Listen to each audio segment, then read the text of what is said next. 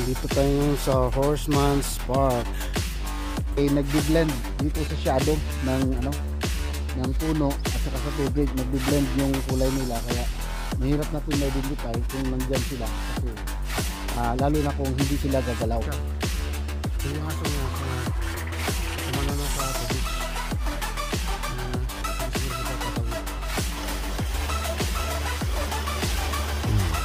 Gumising siya. Ang ganda ng posisyon niya dyan, oh. Pwede rin siya may mimit dyan, eh.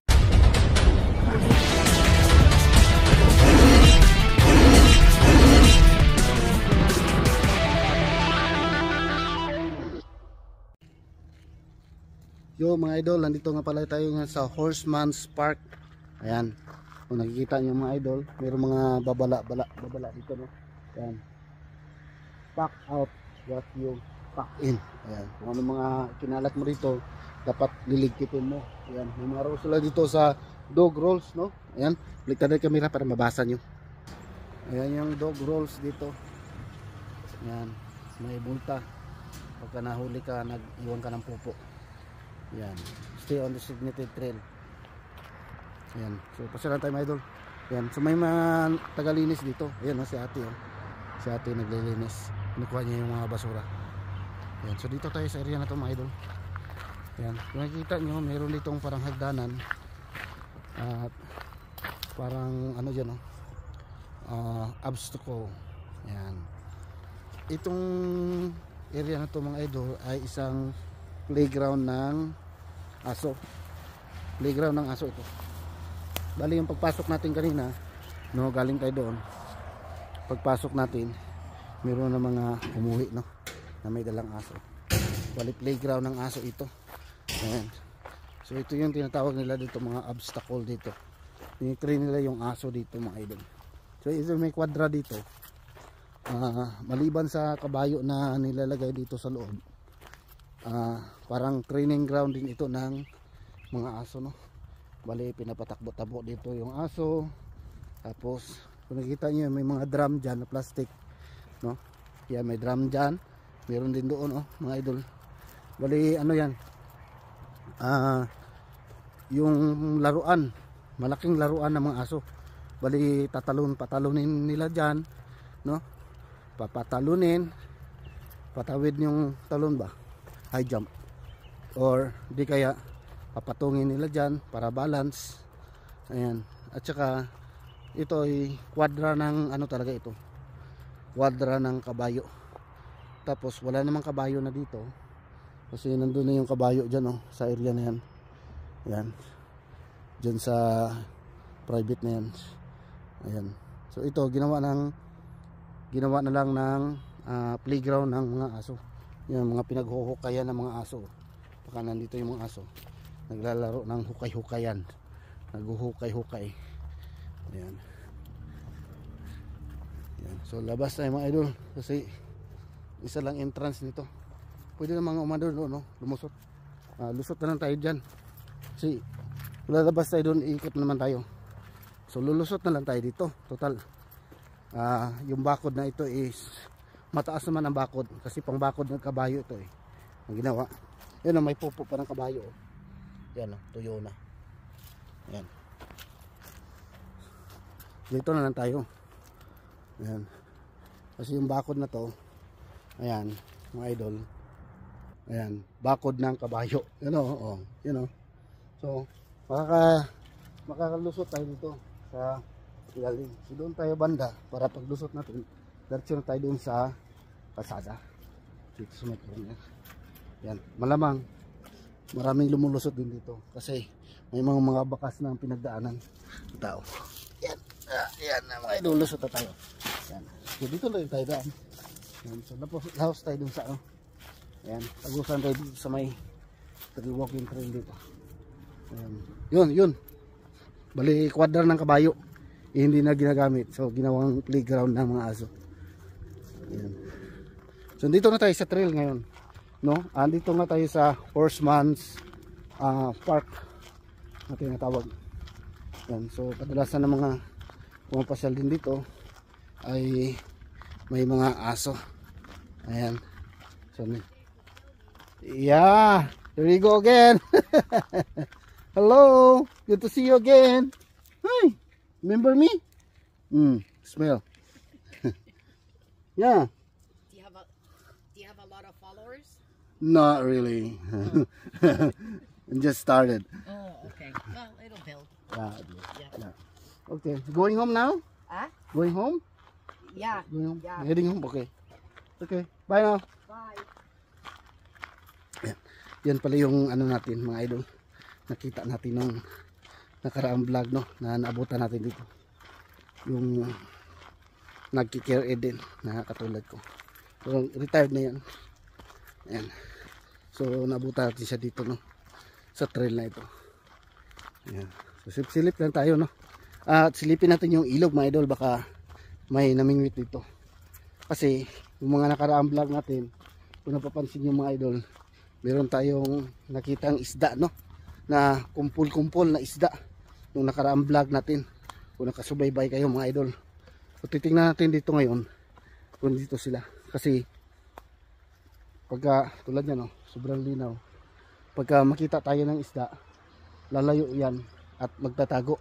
Nung nakaraang vlog natin nakita natin yung mga isda, ang dami, kumpulan, akala ko mga lumot mga idol, akala ko mga lumot. Nung biglang may gumalaw, na-confirm ko isda talaga. So, yun, sinubukang batuhin. Pag bato ko ngayon, gumalaw sila lahat, gumanon. Na parang nabulabog. Tapos bumalik na naman sila sa formation nila, gumanon na naman sila doon. Ayan, nagpa-ano lang sila, naka-istipot lang sila, no? Ayan, against sa current ng tubig. Ayan, istipot lang sila. Ayan, so dito, for sure, nandito na yun, ang iba.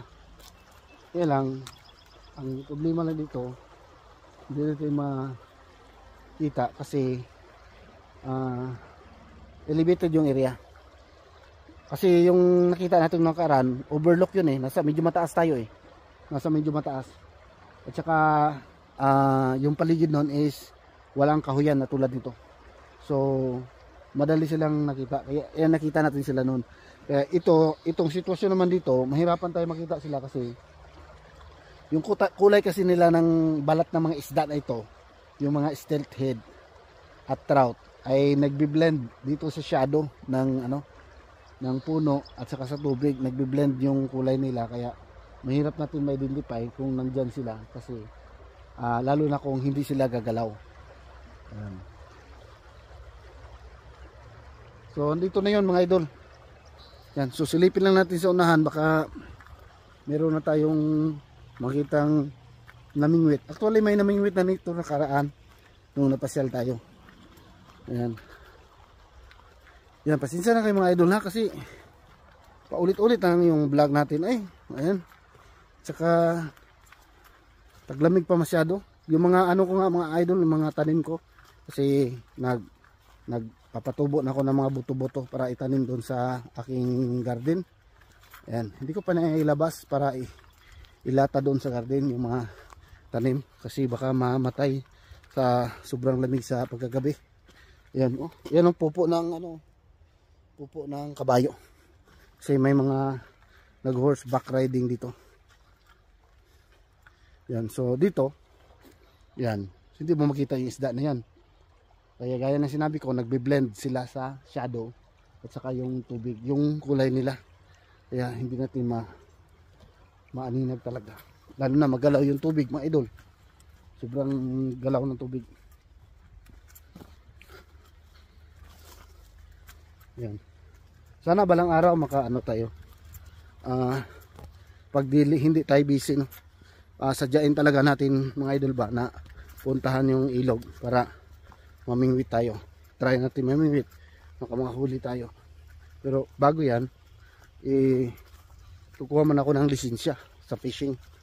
Kasi yung lisensya ko baka mapaso na yun eh. Malapit na rin yung mapaso.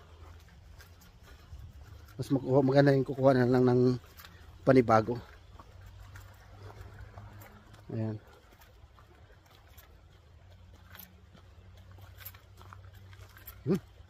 Ganda ang tubig oh.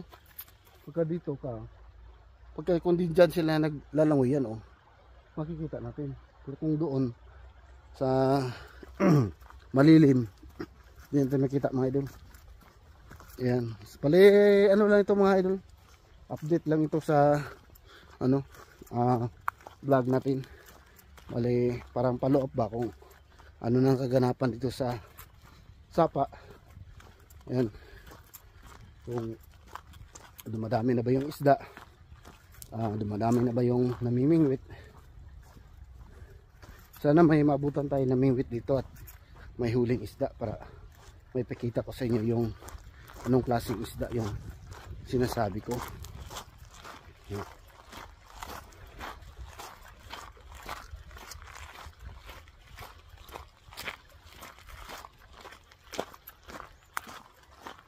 Lakad-lakad lang tayo dito sa beach.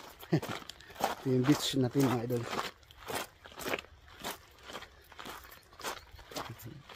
Galing dito yung aso. Ito nagpagpag ng katawan niya. Yan o. May aso rin doon o. Tatawid sila. Tatawid sila mga idol. Ayan. Tatawid yata. Tingnan mo na idol. Yan o. Yan yan. Iwan ko kung tatawid siya. Pero yung aso niya sa umano na sa tubig. Hindi siguro siya tatawid. Yan, malis na sila. Bali, inano lang niya sa tubig. So, malis na sila. Kala ko tatawid yung babae.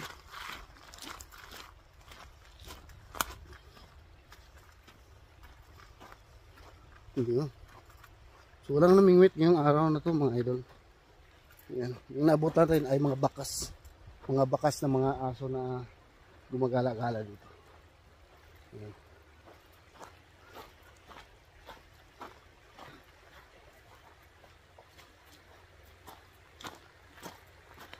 Di pa ako nakapunta dyan sa kabila.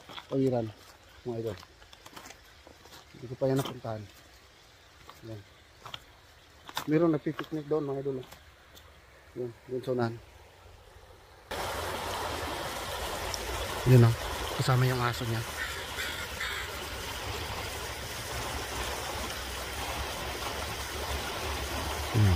Gising-gising siya. Ganda ng posisyon niya dyan o. Pwede rin siya may mingwit dyan eh. Yun.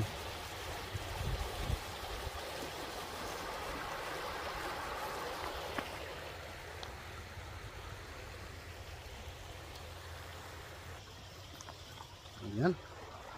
So parang napuntahan na natin yung dito na side pero hindi ko tayo nakapunta doon talaga sa imahan. Ayan. So ayan mga idol no, hanggang dito lang yung update ko sa vlog na ito sa araw na to. Ayan. So wala masyadong kaganapan. Wala tayong nakita mga activity sa isda dito sa ilog. Wala rin tayo nakikita ang namimingwit sa ngayon. Pero palagay ko nandito na yung mga isda, no? Dahil nga nakikita nyo sa mga nakaraang vlog ko na binato ko yung isda doon sa ilog. Ang daming isda no, magalaw. Ayan. Nandito na yon sila ngayon. Kaya lang siguro yung mga namimingwit, mga nakaraan hindi na bumalik kasi akala nila wala ng isda. Pero papaakyat pa lang pala yung mga isda na yan. Ayan. Yung mga isda na yon papaakyat dito. Tapos sila naman yung mangingitlog. Tapos yung mga lumalaki na mga similya na mga salmon, sila naman yung bababa pupunta dagat. Ayan, baling parang nagpapalitan sila. Ayan. So iba kasi yung itong isda na ito, itong tinatawag nilang stealth head at saka trout, iba yung season ng pangingitlog. Parang mga around Mayo, mga ganon. Doon sila mangingitlog. Ayan. So ayan mga idol, hanggang dito lang yung video ko. Dito ko natatapusin yung video ko. Maraming salamat po sa mga nanonood dyan, sa aking solid supporters, subscribers, followers, silent viewers. Maraming salamat po. Hanggang sa muli po ng ating pagkikita. Samahan niyo po ako sa pagbablog. Bye mga idol. God bless po. Bye.